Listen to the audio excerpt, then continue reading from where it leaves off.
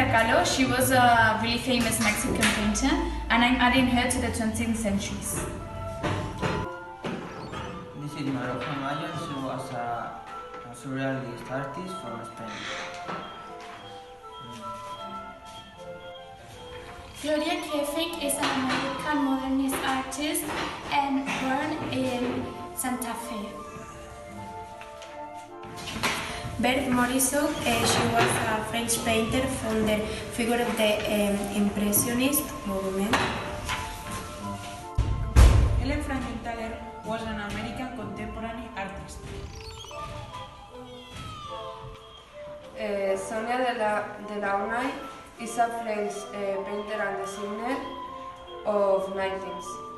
Louise Bourgeois is a famous artist contemporary.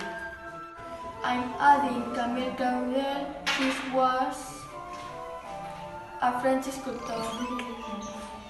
I'm adding Angelina Kaufman. She was an artist from Neoclassicism.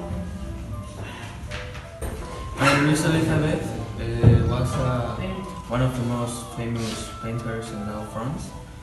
Her paintings are all over the world in various countries, and out of her 900 artworks, 700 of them are portraits.